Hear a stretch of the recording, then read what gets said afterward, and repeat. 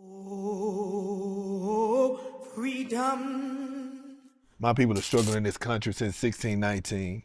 In fact, some of the earliest slaves were brought to North America in the 1500s. As my people were emancipated in 1863, but some of us didn't find out till later in 1865. That's why we celebrate Juneteenth. Even though we were free in January of that year, everybody didn't get the news until June.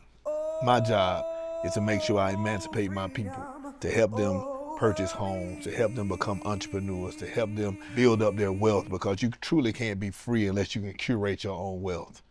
I want to make sure that I help you become emancipated by sharing you the documented stories that we have in our quest to emancipate our people. This is one of those stories. And go home to my Lord and be free. Hey, we over here at the banquet. You can hear the nice violins going on. It's gonna be an awesome night. It's just so good when you be able to work with your clients and support them as well.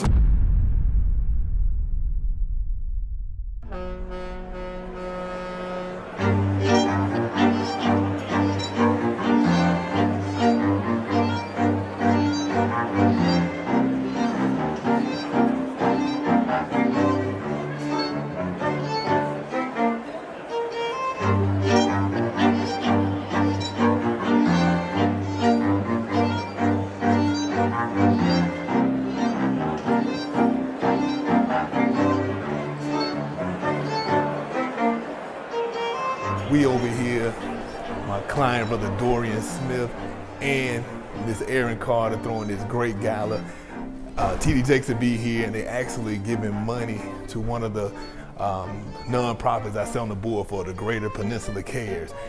It is said that during the Dr. King speech that we now refer to as the I Have a Dream speech, it was a phrase he didn't even plan to say. It was Mahalia Jackson who spoke to him as he began to orate and began to speak, and he was speaking from a very scripted perspective, and she wanted to move him from script to spontaneity. And she leaned over and said, "Tell him about the dream, Martin."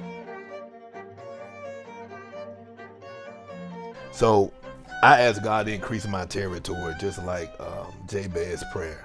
And I want to increase my territory so I can continue to increase my church's territory. Isn't it amazing how God will put people around you that spark you, that ignite you? And once God got me into real estate, I began to give my money back like I'm supposed to. You know, I was already giving, but God allows me to give more. That starts something, that builds something inside of you. I have a dream, my brothers and sisters. But I had a situation with my friend Erin. She called me and she was telling me about this deal she had, and the guy just sounded crooked. We first bought the property. We bought the property from the Housing Authority. I was on vacation. I really wasn't on vacation. I was at a retreat trying to just stay away from people. But she called and my spirit like answered. And so then we saw like there was a lot of equity. So I'm like still kind of newbie to real estate, but I know like it's rare that you walk into a situation where you have a multi-million-dollar equity on the table already. Like, only time I went out there, the whole flipping time I talked to her. And so I was like, nah, that dude, he crooked. Why? Because there ain't no commercial deal closing in 30 days. He not trying to earn his money. Don't make sense. Don't do it. So we thought like, okay, it's not too far from the new casino. It's the biggest piece of land available. Like, we got a gem. So then we run into this situation where like a guy, we knew him for a while, just kind of like, you know, cozy friends or whatever. And he seemed to be having, you know, his ducks in a row, but there was, you know, several red flags. And I was helping her because, you know, she my friend and she cool and she young, and I didn't want to get taken advantage of for this deal. Maxwell Realty wasn't even hired at the time. I just was like, I'm supposed to protect my people, even from my other people. And then finally, one day, when I read the contract for probably the 15th time, it stuck out. It stuck out to me probably the third time, but it really stuck out to me. And it's really what you gotta watch in real estate too, is what contracts to me. It's like you have to read everything. So I told her no. Cause she knew him. That's why when we were talking, she was trying to say how you gotta be careful. It don't matter. some people gonna be cool when you do business. You gotta understand not to. So then I had just riding in the car. Literally, I had just landed in Dallas for Dorian's birthday, and I got frustrated. And I was like, you know, I'm tired of going back and forth with every week. You almost about to sign your part of the contract. You ain't sent the deposit, $25,000. Like, what is it gonna take? I'm being lenient. I'll make more concessions than I probably should have. So I got frustrated, and I said, send me proof of funds. And they told me no. So I called Maxwell and I said, is this normal for people to say no? They don't want to send proof of funds? Then somebody else called me from his camp, like, no. And I said, man, y'all crooked. I just tell you straight up. Man, why you saying that? He was bad-mouthing me around. I was bad-mouthing him too, but my stuff was true. So it took them one whole week to send the proof of funds, and then that's when Maxwell came in. So anyway, she gave me a letter showing that he was pre-qualified for like 21 million or something. I said, hold on, I say one amount this day and another amount this day. This don't make no daggone sense. I said, I think this forged. I said, this don't look like proof of funds. I mean, when I sent proof of funds, it's a a letter from the bank saying Aaron Carter got X amount or it's been approved for X amount. So I said, this don't. He said, nah, that's not it. He said, but I'll check into it. So Maxwell went on like a private investigator. Dude. So I first of all, I'm like, the company may not be real. Called the company, left a message, emailed them.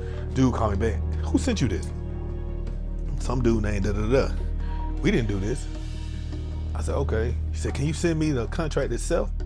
Because I sent him a letter or something. So I said, yeah. So I sent him the contract, and I'm sure they probably going to press charges on him. So then she said, man, my mama said, I need to hire you as a real estate broker. I said, your mama's smart. She said, because he said Maxwell done protected you and you ain't even paying him. He probably gonna charge you like 10%. That man trying to charge you 30%. So, you know, so that's how I became to be able to list the property. I failed on my part. No, I failed on my part because I always tell people to know who you're dealing with and know their background, their track record. And it's even something I preach to Dorian, you know, and that's how I felt. I was like, why would you do this? And then they tried to tell me the documents weren't fake. And I'm like, well, first of all, I think it's like some federal stuff. Like, you're lying about proof of funds from a bank and using a bank, a lending source, name, a signature. Yeah. You know, I'm like, this can really be a feds case. It is a fed case. Ain't no way around it. That's like $21 million he put on there. That's a couple of 3 or 4, 5 fed cases, man. You know what I'm saying? A lot of times it's easier for me to kind of find out what's right and what's wrong with individuals when they bring deals, because I've been doing it for 27 years. And so I can really tell when someone isn't doing things right. So again, a lot of times people don't want to pay real estate brokers. I don't say a lot of times, but you got to understand, you're going to either pay for it on the front end or the back end. Our job is to protect you, to make sure we take care of you. It's cheaper than getting a lawyer to represent you, and it's definitely cheaper than you representing yourself. So if she hadn't reached out to me, if they hadn't reached out to me in order to make sure they pull someone in with expertise, there's no telling what would have happened with this particular deal.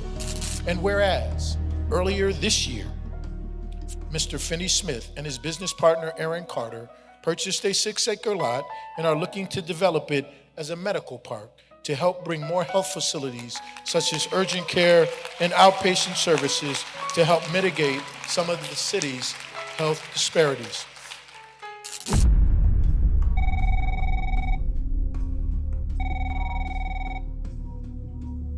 Hey, how you doing? Hey, Dr. Maxwell, how are you today? I'm fine. How you doing?